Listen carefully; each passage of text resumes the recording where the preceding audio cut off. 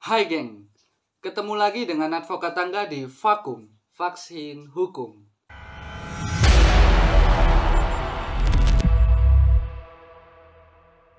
Oke geng, untuk kali ini aku mau membahas tentang 5 prospek kerja lulusan hukum.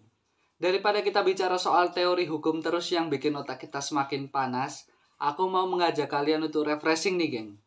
Buat kalian yang bingung mau masuk hukum atau kalian mau masuk jurusan lain atau kalian bingung emang lulusan hukum mau kerja apa sih?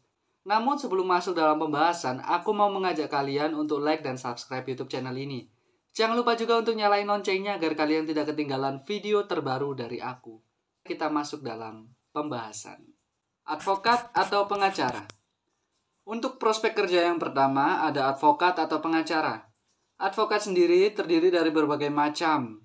Ada pengacara litigasi, pengacara perusahaan atau corporate lawyer, pengacara pajak, pengacara imigrasi, dan lain sebagainya.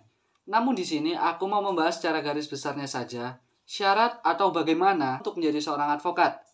Syarat untuk menjadi seorang advokat tertuang dalam Undang-Undang Nomor 18 Tahun 2003 tentang advokat, yang berbunyi, warga negara Republik Indonesia, bertempat tinggal di Indonesia, tidak berstatus sebagai pegawai negeri atau pejabat negara, berusia sekurang-kurangnya 25 tahun, berijazah sarjana yang berlatar belakang pendidikan tinggi hukum, lulus ujian yang diadakan oleh organisasi advokat, magang sekurang-kurangnya 2 tahun terus-menerus pada kantor advokat, tidak pernah dipidana karena melakukan tindak pidana kejahatan yang diancam dengan pidana penjara 5 tahun atau lebih, berperilaku baik, jujur, bertanggung jawab, adil, dan mempunyai integritas yang tinggi.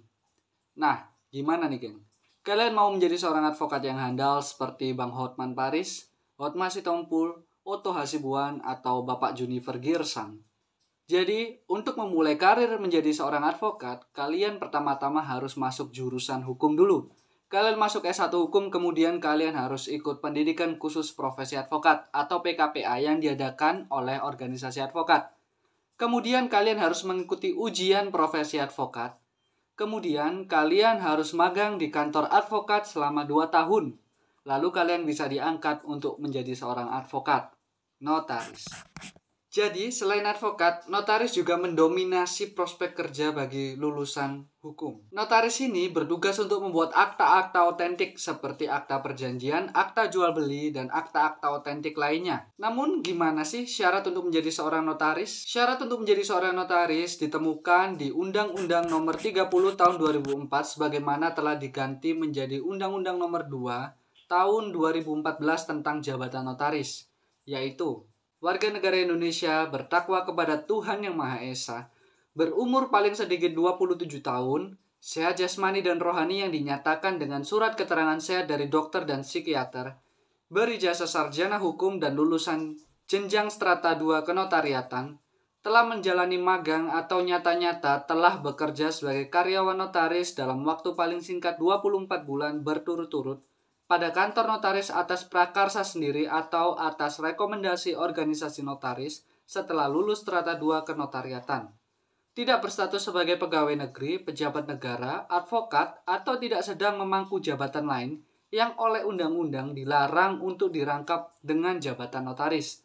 Tidak pernah dijatuhi pidana penjara berdasarkan putusan pengadilan yang telah memperoleh kekuatan hukum tetap karena melakukan tindak pidana yang diancam dengan pidana penjara 5 tahun atau lebih. Kurator dan pengurus. Adapun kurator, profesi ini merupakan profesi yang sangat digandrungi oleh para advokat. Kebanyakan seorang advokat, setelah mereka disumpah atau mereka diangkat untuk menjadi seorang advokat, mereka akan menabung untuk mengikuti pendidikan kurator, kemudian ujian kurator. Salah satu kurator yang cukup terkenal menurut hukumonline.com adalah Esterina de Ruru. Beliau merupakan seorang kurator dan pengurus yang tergabung dalam Asosiasi Kurator dan Pengurus Indonesia atau disingkat AKPI. Di Surabaya sendiri ada seorang kurator yang cukup terkenal, beliau bernama Syaiful Ma'arif. Beliau merupakan wakil ketua umum dari IKAPI, Ikatan Kurator dan Pengurus Indonesia. Beliau juga merupakan wakil ketua umum DPC Pradi SHI Surabaya Raya. Jadi setelah panjang lebar bicara soal kurator, kalian tahu nggak sih apa itu kurator? Menurut pasal 1 angka 5 Undang-Undang Nomor 37 Tahun 2004 tentang kepailitan dan penundaan kewajiban pembayaran utang atau Undang-Undang KPKPU menyatakan kurator adalah balai peninggalan atau orang perseorangan yang diangkat oleh pengadilan untuk mengurus dan membereskan harta debitor pailit di bawah pengawasan hakim pengawas sesuai dengan undang-undang ini. Sedangkan syarat untuk menjadi seorang kurator tertuang dalam pasal 3 Permenkumham nomor 37 tahun 2018 tentang syarat dan tata cara pendaftaran serta penyampaian laporan kurator dan pengurus, yaitu bertakwa kepada Tuhan Yang Maha Esa, berkewarganegaraan Indonesia dan berdomisili di wilayah Indonesia, setia pada Pancasila dan Undang-Undang Dasar Negara Republik Indonesia tahun 1945, sehat jasmani dan rohani, tidak merangkap jabatan kecuali sebagai advokat, akuntan publik, mediator, konsultan hak kekayaan intelektual, konsultan hukum pasar modal, dan arbiter. Advokat dan atau akuntan publik yang pernah terlibat dalam pengurusan dan pemberesan harta pailit, dan pengurusan dan pemberesan harta debitur yang diberikan penundaan kewajiban pembayaran utang, telah mengikuti pelatihan kurator dan pengurus dan dinyatakan lulus dalam ujian yang penilaiannya dilakukan oleh komite bersama. Tidak pernah dipidana karena melakukan tindak pidana yang diancam dengan hukuman pidana 5 tahun atau lebih berdasarkan putusan pengadilan yang telah mempunyai kekuatan hukum tetap. Tidak pernah dinyatakan pailit oleh pengadilan niaga. Bersedia untuk menjalankan tugas pengurusan dan pemberesan harta pailit dan bertanggung jawab sepenuhnya terhadap kesalahan atau kelalaian yang menyebabkan kerugian harta pailit, dan bersedia dihapus dari daftar kurator dan pengurus jika terbukti melanggar kode etik kurator dan pengurus dan ketentuan perundang-undangan. Legal officer.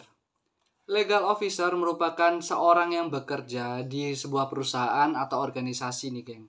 Legal officer sendiri bertugas untuk mengurus perizinan. Selain mengurus perizinan, legal officer juga bertugas untuk membuat perjanjian, somasi kepada debitur, dan masih banyak lagi. Human Resource Development atau HRD. Untuk pekerjaan yang ini sudah tidak usah ditanya lagi, geng. Pekerjaan ini mendominasi para lulusan hukum.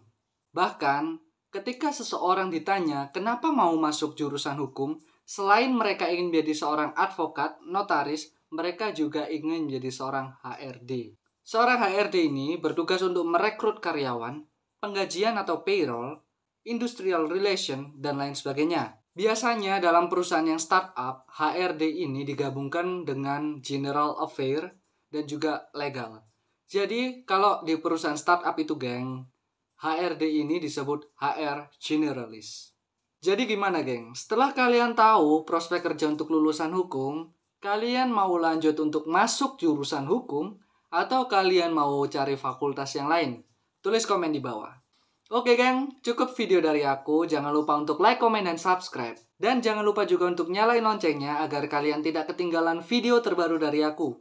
Dan kalau kalian punya pertanyaan, kalian bisa tulis komen di bawah. Dan kalian bisa DM di Instagram aku @advokat.anggalau atau @jiwanggalaw office. Terima kasih. Salam keadilan. Bye-bye.